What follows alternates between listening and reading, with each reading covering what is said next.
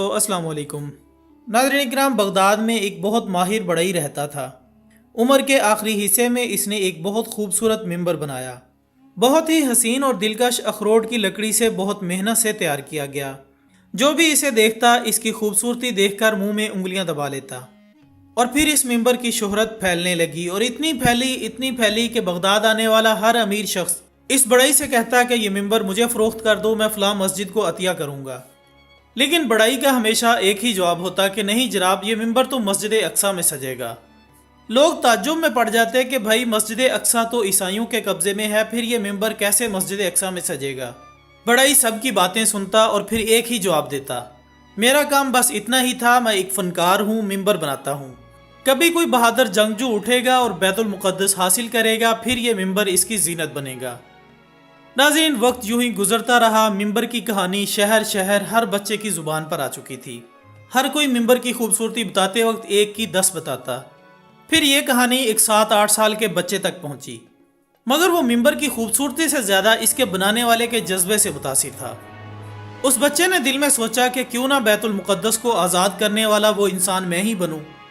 बस इसने जंगी सलाहियतों पर तवज्जो देनी शुरू की। इस बच्चे ने दिन रात एक कर दिया और खूब मेहनत की। नाज़रीन फिर दुनिया ने देखा कि 40 बरस बाद वो मिंबर इसी बहादुर के हाथों मस्जिद अक्सा में नस्ब हुआ और लोग इस बहादुर बच्चे को आज भी सलाहुद्दीन अयूबी के नाम से जानते हैं। नाज़रीन इकराम, इनके बारे में कहा जाता है कि सुल्तान सलाहुद्दीन अयूबी को जब मिस्र का गवर्नर मुकर्रर किया गया और आप जब मिस्र तशरीफ़ लाए तो कहा गया कि हुजूर आप बड़ी लंबी मुसाफत से तशरीफ़ लाए हैं, पहले आराम कर लें। इस पर सुल्तान सलाहुद्दीन अयूबी ने जवाब दिया कि मेरे सर पर जो दस्तार रख दी गई है मैं इसके अहल न था।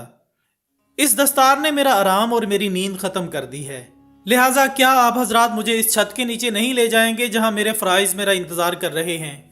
इस पर सुल्तान के नायब ने फरमाया कि क्या हुजूर काम से पहले कुछ खाना पसंद नहीं करेंगे। सुल्तान इनको देखकर मुस्कुरा उठे, लेकिन अगले ही लम्हे वो खुशी ज़ाइल हो गई जब वहां 4 नौजवान लड़कियां हाथों में फूलों की पत्तियां लिए खड़ी थीं। उन्होंने सुल्तान के कदमों में पत्तियां बिखेरना शुरू कर दी और साथ ही दफ और शहनाइयां बजने लगी। सुल्तान ने फूलों की पत्तियां देखी तो कदम रोक लिए और फरमाया, सलाहुद्दीन अयूबी यहाँ फूलों की पत्तियां मसलने नहीं आया। अगर मेरी राह में कुछ बिछाना चाहते हो तो वो एक चीज़ है जो मेरे दिल को सुकून देती है, वो है सलीबियों की लाशें।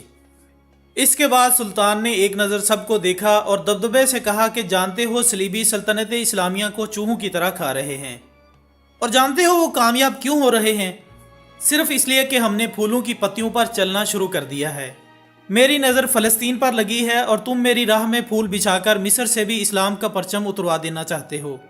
उठा लो ये फूल मेरे रास्ते से, मैंने इन पर कदम रखा तो मेरी रूह कांटों से छलनी हो जाएगी। हटा दो इन लड़कियों को मेरे रास्ते से, कहीं ऐसा ना हो कि मेरी तलवार इनके दिलकश बालों में उलझ कर बेकार हो जाए।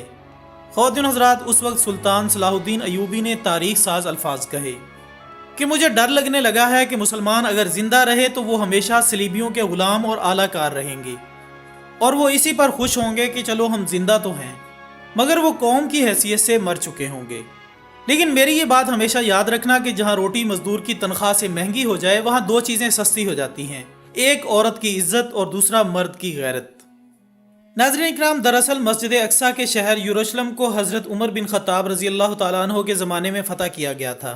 मुसलमान हुक्मरानों ने तमाम अदियान के मानने वालों को बैतुल मुक़द्दस का तवाफ़ करने की इजाज़त दे दी और यह भी ऐलान किया गया कि अगर वो यहाँ कुछ अरसा क़याम करना चाहें तो इन्हें इतराज़ नहीं होगा, बल्कि इन्हें इबादत की भी मुकम्मल आज़ादी दी गई। लेकिन नाज़रीन कुछ ही अरसा बाद ईसाई इस हद तक दिलेर हो गए कि उन्होंने बैतुल मुक़द्दस में गाना बजाना और रक्स करना शुरू कर दिया। मुसलमान हुक्मरान, जिन्हें सुल्जोक तुर्क कहा जाता था, उस वक्त शाम, फ़लस्तीन और इराक़ के हुक्मरान थे। इन हुक्मरानों ने ईसाइयों से गुजारिश की कि वो बैतुल मुक़द्दस के तक़द्दुस का ख्याल रखें और इस मुक़द्दस शहर का एहतराम करें। लेकिन ईसाइयों को ये बात कतई तौर पर अच्छी नहीं लगती थी कि इस मुक़द्दस शहर में मुसलमान भी मौजूद रहें। लिहाजा उन्होंने मुख्तलिफ तरीक़ों से हुक्मरानों और इंतज़ामिया को उकसाया और इश्तियाल अंगेज़ी की। इस बात ने मुसलमानों को मजबूर किया कि वो ईसाइयों को नज़्म व ज़ब्त की पाबंदी करने पर मजबूर करें।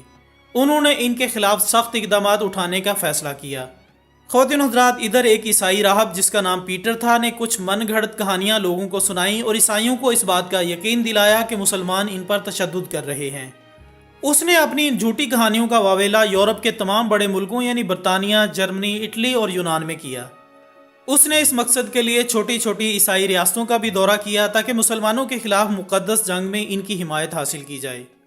دوستو، پوپ نے سن 1095 عیسوی میں فرانس میں ایک کانفرنس منعقد کی جس میں عیسائیوں پر زور دیا کہ وہ اٹھ کھڑے ہوں اور یروشلم کو مسلمانوں سے آزاد کروائیں۔ انہوں نے صلیبی جنگوں میں حصہ لینے کے لیے کوئی 10 لاکھ لوگوں کو جمع کیا۔ صلیبی جنگوں میں حصہ لینے والے یہ عیسائی جتھوں کی صورت میں یروشلم کی طرف بڑھنے لگے۔ دوسری طرف مسئلہ یہ تھا کہ مسلمان داخلی جھگڑوں کی وجہ سے کمزور ہو چکے تھے۔ وہ اپنا دفاع مضبوط طور پر نہ کر سکے اور 42 دنوں کے بعد انہوں نے اپنی جدوجہد ترک کر دی۔ جبکہ دوسری طرف عیسائی حملہ آوروں نے مسلمانوں کے خون سے خوب ہولی کھیلی۔ ایک عینی حملہ آور نے بتایا کہ یروشلم کی گلیاں ٹخنوں تک خون میں ڈوبی ہوئی تھیں۔ پورے شہر میں مسلمانوں کی لاشیں ہی لاشیں بکھری پڑی تھیں۔ ناظرین، ایک فرانسیسی مورخ کا خیال ہے کہ سفاکی اور بربریت کی ایسی مثال تاریخ پیش کرنے سے قاصر ہے۔ وہ مسلمانوں کو ان کے گھروں کی چھتوں سے نیچے پھینک دیتے اور بعض صورتوں میں انہیں زندہ بھی جلا دیا جاتا۔ عیسائیوں نے مسلمانوں کے ساتھ جو سلوک کیا وہ اس کے بالکل برعکس تھا جو مسلمانوں نے یروشلم کی فتح کے وقت کیا تھا۔ اس کے علاوہ ان میں بہت سے ایسے علماء بھی تھے جو دنیا کے مختلف علاقوں سے ہجرت کر کے آئے تھے۔ ان لوگوں نے اپنی زندگی کو اللہ کی عبادت کے لیے وقف کر دیا تھا۔ مسجد انسانی خون اور انسانی اعضاء سے بھری پڑی تھی۔ مسلمانوں کا یہ قتل عام 8 دنوں تک مسلسل جاری رہا اور 60,000 مسلمان لقمہ اجل بن گئے۔ خواتین حضرات، شہر کو فتح کرنے کے بعد عیسائیوں نے پوپ کو یہ خبر سنائی کہ ہم نے شہر کو فتح کر لیا ہے، اور جس طرح کا سلوک ہم نے شہریوں کے ساتھ کیا ہے اس کا اندازہ اس حقیقت سے لگایا جا سکتا ہے کہ جب ہم حضرت سلیمان علیہ السلام کی عبادت گاہ میں داخل ہوئے تو ہمارے پاؤں مسلمانوں کے خون میں دھنسے ہوئے تھے۔ یروشلم پر قبضے کے بعد پوری مسلم دنیا پریشان تھی، لیکن خلیفہ اتنا کمزور تھا کہ کچھ نہ کر سکتا تھا، یہاں تک کہ وہ عیسائیوں کے عتاب سے مسلمانوں کو بچانے کے لیے کوئی مدد بھی روانہ نہ کر سکا۔ جلد ہی جنگ میں حصہ لینے والے تمام فوجیوں کو پورے یورپ کا سہارا مل گیا اور انہوں نے فلسطین، شام اور دیگر ہمسایہ علاقوں پر قبضہ کر لیا۔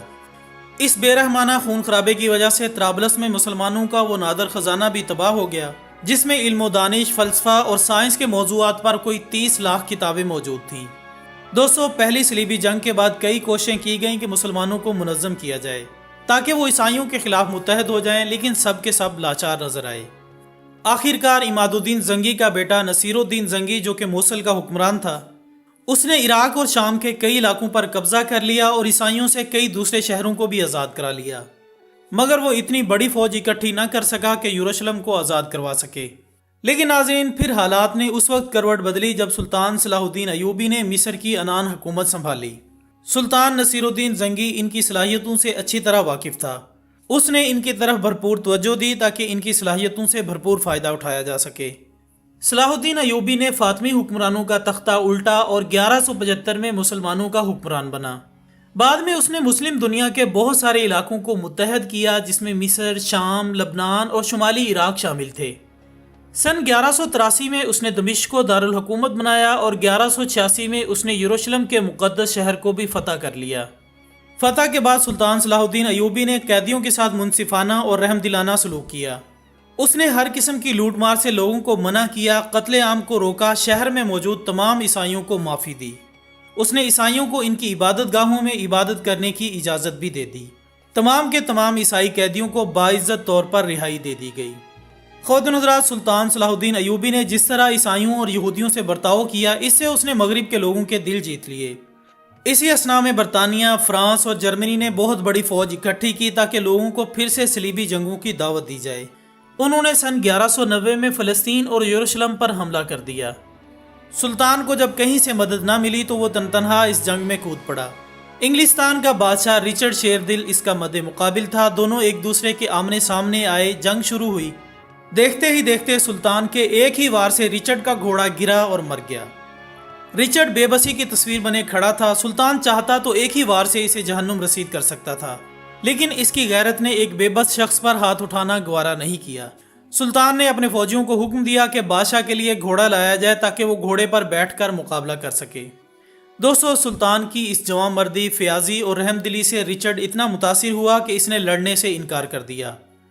دونوں نے ایک معاہدے پر دستخط کیے جس کی روح سے دونوں ملکوں کے باشندے آزادانہ طور پر مقدس مقامات کی زیارت کر سکیں گے۔